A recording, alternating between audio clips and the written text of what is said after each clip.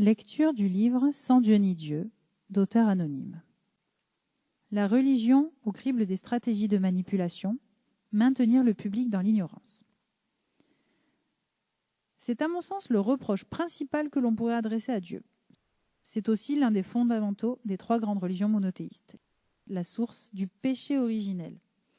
À l'origine, selon la Genèse, après que Dieu ait créé les cieux, la terre, la lumière, la mer, les végétaux, les animaux, l'homme et la femme, Adam et Ève vivent heureux dans le jardin d'Éden. Ce dernier comporte notamment un pommier, l'arbre de la connaissance. Dans sa grande mansuétude, Dieu propose à Adam et Ève de jouir des bienfaits du jardin, à l'exception des fruits de cet arbre qu'il est expressément interdit de consommer. Séduite par le serpent, l'incarnation du mal, Ève commet l'irréparable en croquant dans une pomme. Dieu, en colère, condamne alors Adam et Ève ainsi que leur descendance à vivre sur terre dans des conditions bien moins confortables que dans le jardin d'Éden. Tu remarqueras au passage que cette vision des choses est très pessimiste puisqu'il s'agit de considérer notre existence non pas comme une chance, mais plutôt comme la résultante d'une punition collective dont nous ne sommes à titre individuel pas responsables. Je ne me sens personnellement pas responsable de ce qu'aurait fait Ève. Passons.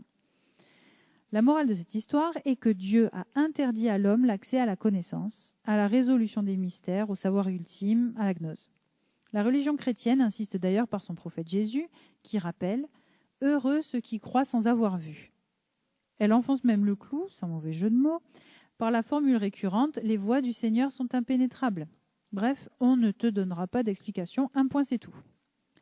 Cette posture n'est sûrement pas étrangère à l'obscurantisme religieux sévissant au Moyen-Âge en Europe, comme par exemple la condamnation par l'Église de Galilée, l'exécution de Giordano Bruno ou la perduration des messes en latin, réservant ainsi la teneur des saintes écritures à une certaine élite. L'Église catholique est aujourd'hui sortie de cette posture par la force des choses probablement, mais cette tendance existe toujours aux USA par le biais notamment des mouvements créationnistes qui continuent à ignorer les avancées de la science sur l'origine de l'univers et les théories relatives à l'évolution des espèces. On retrouve une position similaire dans l'islam via le dogme de l'arabité ou la posture de certains conservateurs refusant de traduire le Coran. Indépendamment des arguments avancés, ces positions reviennent à couper les non-arabophones de la teneur des Saintes Écritures. Une fois fait le tour de ces quelques considérations, il est peut-être excessif de nos jours d'accuser les religions de vouloir volontairement maintenir les populations dans l'ignorance. Quoique, il n'est en tout cas pas impossible que leur persistance à enseigner des théories d'un autre âge puisse être un facteur de trouble dans l'esprit des fidèles et que les ignorances communes facilitent leur prospérité.